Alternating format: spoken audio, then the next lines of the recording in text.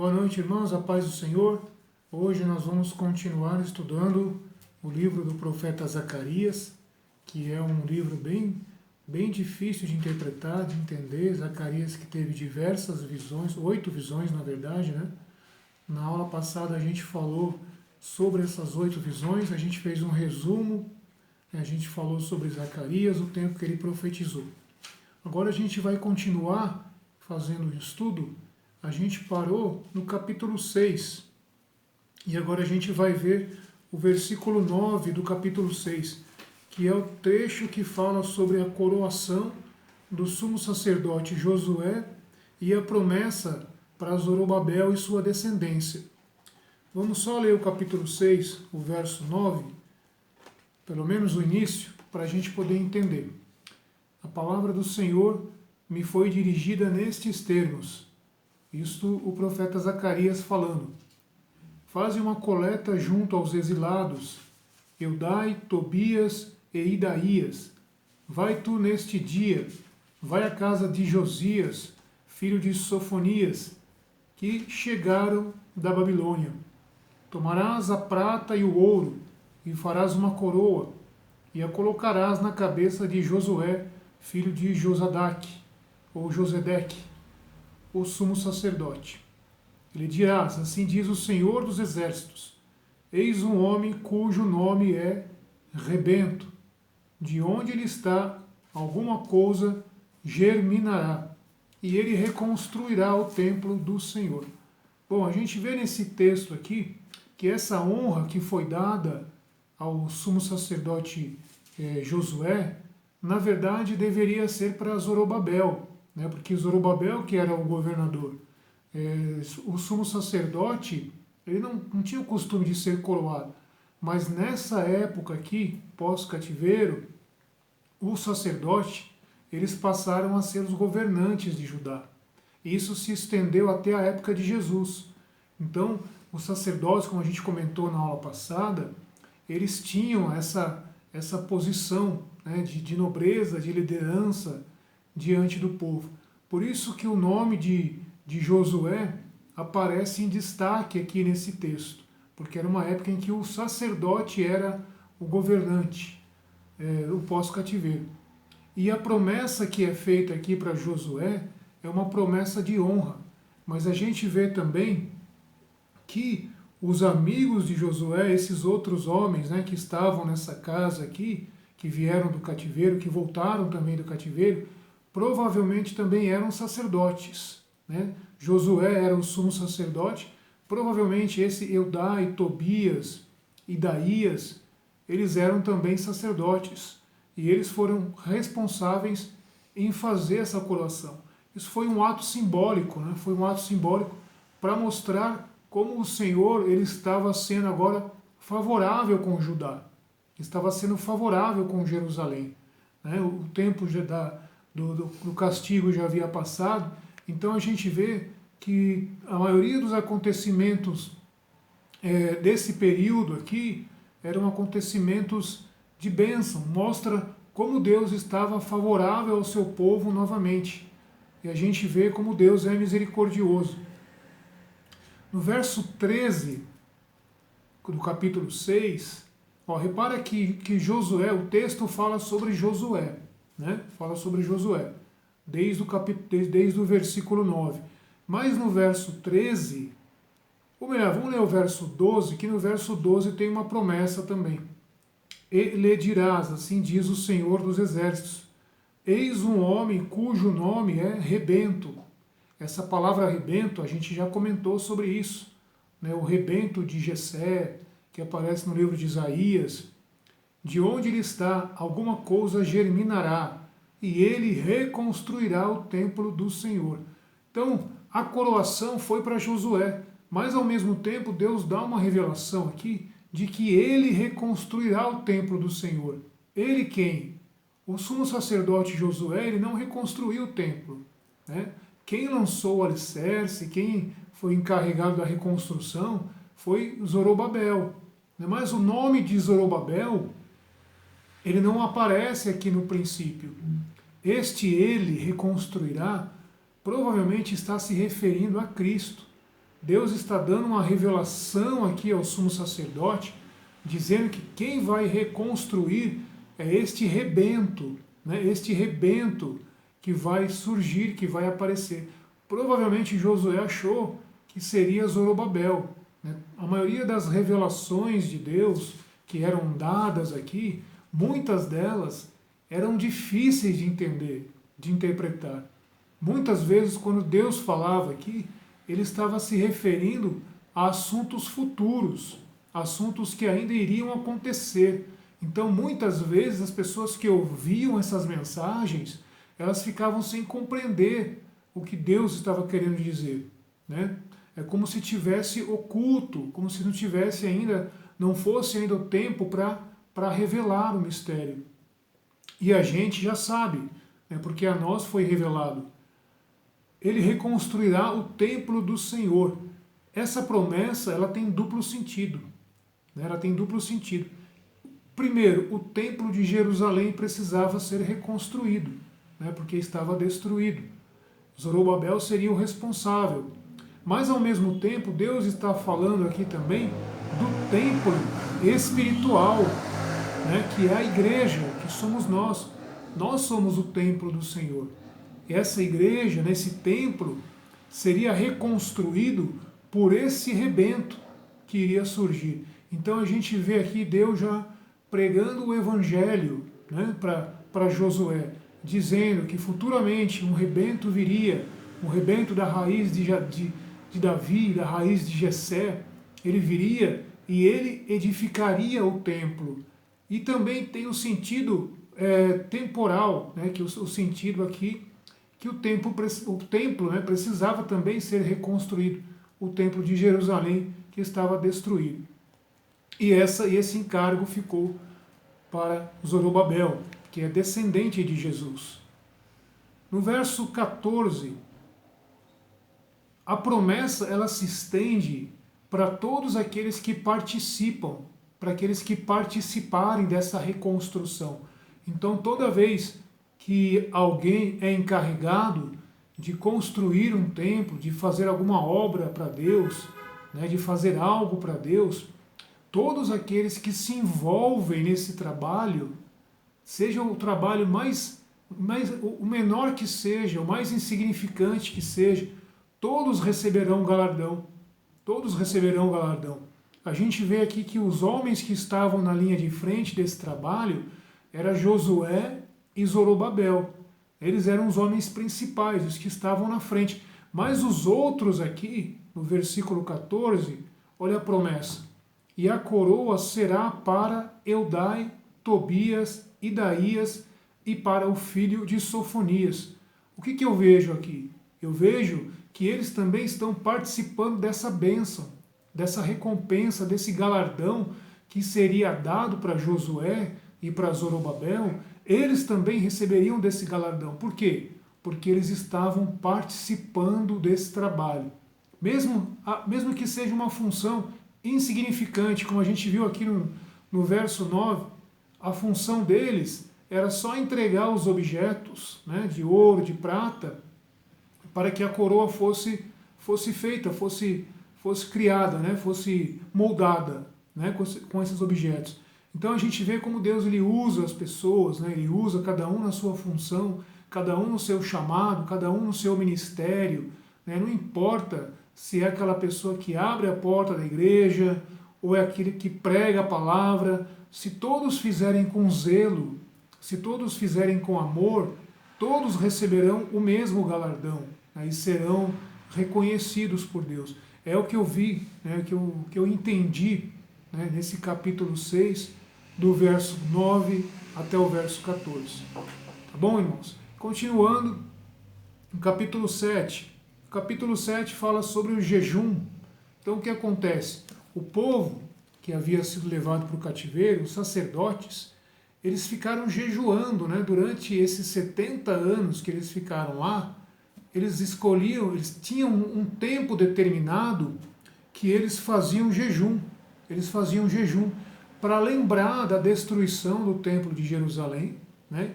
E para lembrar também da morte do povo, né?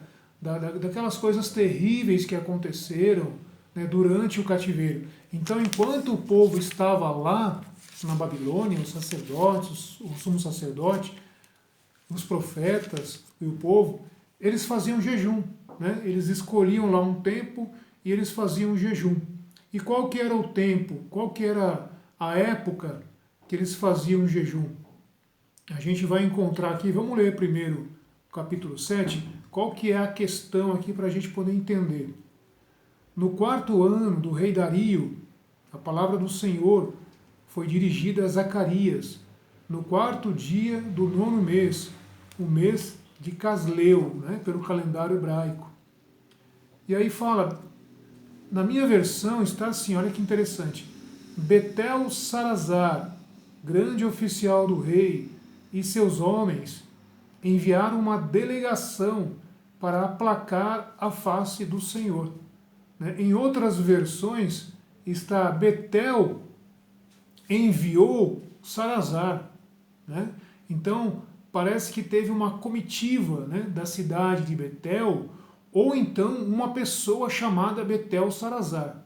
Né? Os teólogos eles não chegaram a uma conclusão se é uma pessoa chamada Betel Sarazar, né, que veio da Babilônia, né, trazer um recado lá para o profeta, né, para os sacerdotes que estavam já em Jerusalém, ou se foi uma comitiva que veio da cidade de Betel, né, com esse homem chamado Sarazar, que é um grande oficial, né, é um grande oficial do rei.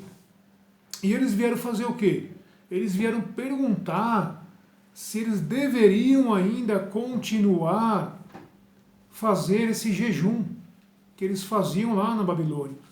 Ao verso, dá uma olhadinha no verso 2, no verso 3, a pergunta: devo chorar no 5º mês, jejuando como tenho feito há tantos anos? Então, esse jejum do 5º mês era para lembrar a destruição de Jerusalém e do templo, que aconteceu no ano 587. Né?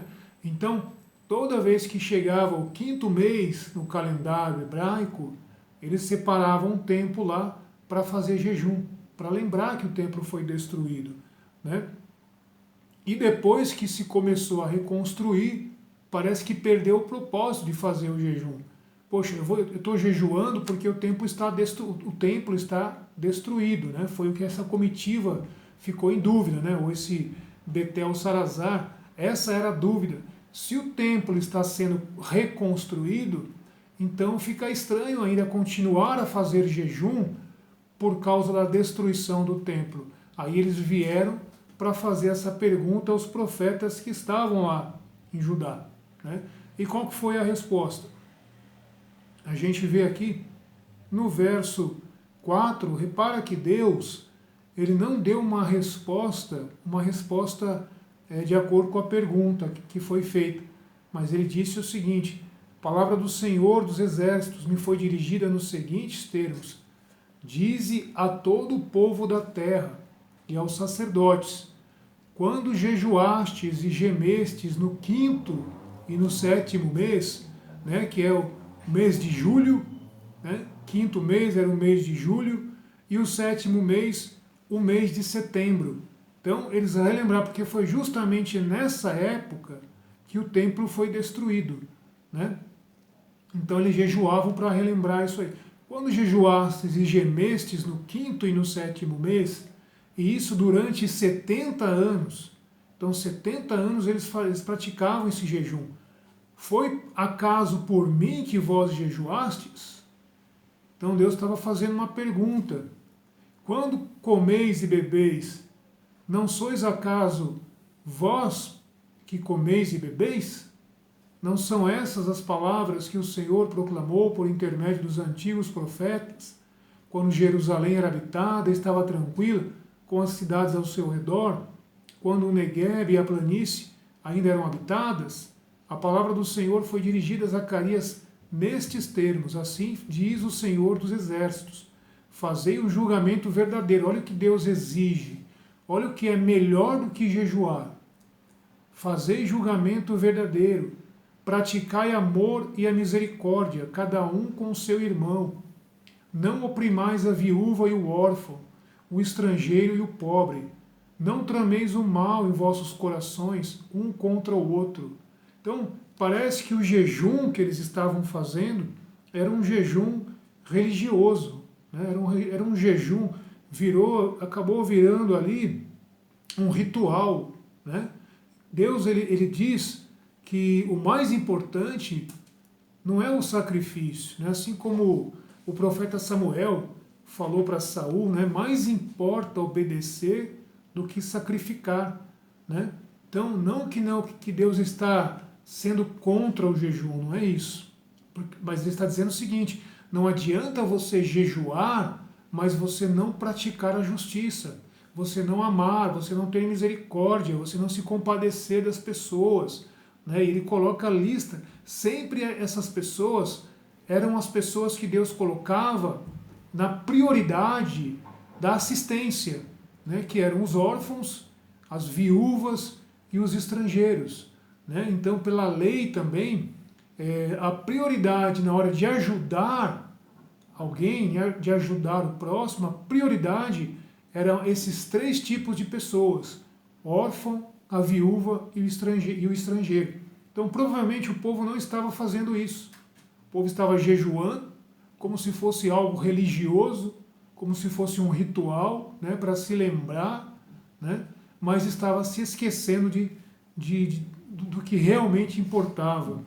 E a gente encontra isso também, esse tipo de assunto acerca do jejum, que inclusive é a mesma resposta que Deus dá, né, quando falam sobre jejum, quando perguntam sobre jejum, em Isaías 58. Dá uma olhadinha lá em Isaías 58. Isaías 58. Olha que interessante. O capítulo 58 de Isaías, depois você anota aí, fala muito sobre o jejum, né? Deus ele explica detalhadamente o que lhe agrada, né? Que não é só o sacrifício, não é só você ficar ali um dia sem comer e beber, passar necessidade, né? Ter fome, que não é só isso que agrada a Deus. O que agrada a Deus é um coração sincero, né? Ele diz o seguinte: as pessoas, os judeus estão fazendo quase que uma pergunta parecida lá em Isaías 58. Por que jejuamos e tu não vês? Olha só a pergunta que fazem para Deus. Por que a gente jejua e o Senhor não vê? E o Senhor não se importa? Então parece que eles estavam fazendo um ritual também. E Deus dá uma resposta parecida, né? Continuando: mortificamo-nos e tu não tomas conhecimento disto. A razão está em que no dia, olha a resposta, a razão está em que no dia, mesmo do vosso jejum, correi atrás dos vossos negócios e explorais os vossos trabalhadores. Então eles faziam jejum, quando eles faziam jejuns, eles não trabalhavam, né, os judeus, mas eles exigiam que as outras pessoas trabalhassem para eles.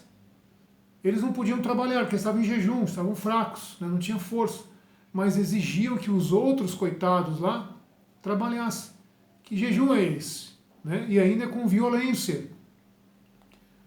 A razão está em que jejuais para entregar-vos a contendas e rixas. Mesmo fazendo jejum, eles brigavam. Mesmo fazendo jejum, eles tinham rixas. Então, quando a gente faz jejum, é uma hora sagrada. É uma hora que a gente tem que se consagrar, que a gente tem que fazer as nossas tarefas, tem que fazer as nossas atividades, né? Mas tem que vigiar dobrado, porque é a hora que o inimigo se levanta para quebrar esse propósito, né? O jejum, Deus ele incentiva o jejum.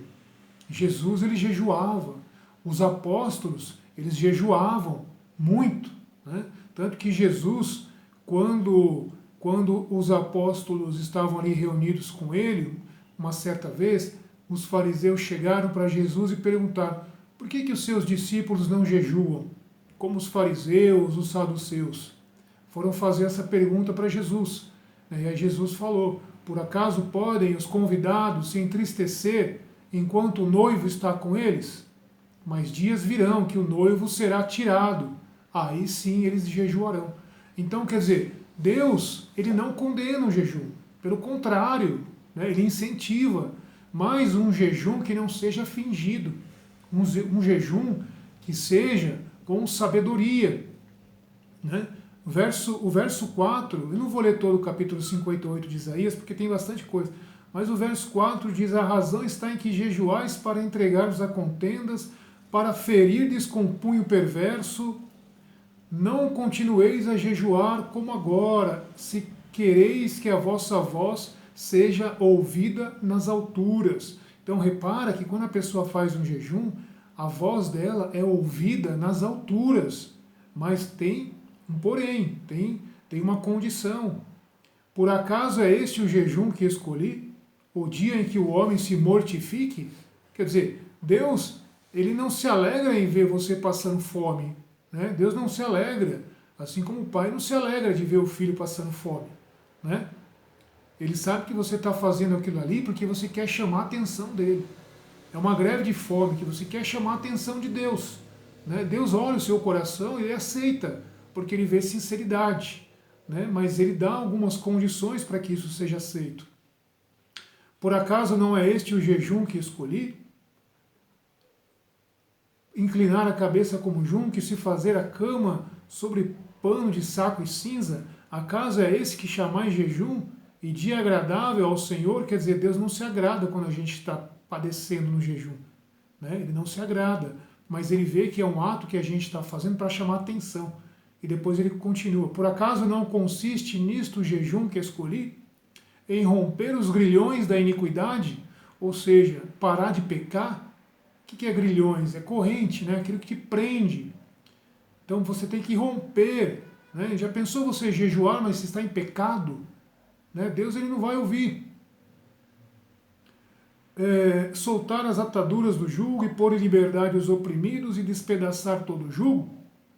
Não consiste em repartir o teu pão com o faminto? Em recolheres em tua casa os pobres desabrigados? Em vestires aquele que vês nu? E não te esconderes daquele que é a tua carne? Este é o jejum que agrada a Deus. Um jejum com justiça, né? Que você ajuda o próximo, e recolheres em tua casa os pobres desabrigados, e vestires aqueles que vês nu. Se fizeres isto, olha a promessa, a tua luz romperá como a aurora, a cura das tuas feridas se operará rapidamente, a tua justiça irá à tua frente, e a glória do Senhor irá à tua retaguarda. Então clamarás, e o Senhor responderá. Clamarás por socorro, e ele dirá: eis-me aqui. Isto, se afastarem do teu meio, de ti o jugo, o gesto ameaçador e a linguagem iníqua, e se tu te privares para o faminto, olha só que interessante, te privares para o faminto, ou seja, você vai deixar de comer, mas vai alimentar o faminto, mesmo em jejum. E se tu saciares o oprimido, tua luz brilhará nas trevas. A escuridão será para ti como a claridade do meio-dia. O Senhor será teu guia continuamente e te assegurará a fartura até em terra árida. Ele revigorará os teus ossos e tu serás como um jardim regado. Então olha que bênção maravilhosa acerca do jejum. Façamos o jejum, mas também pratiquemos a justiça. Eu vou dar uma pausa aqui, quando eu voltar a gente continua. Que Deus abençoe.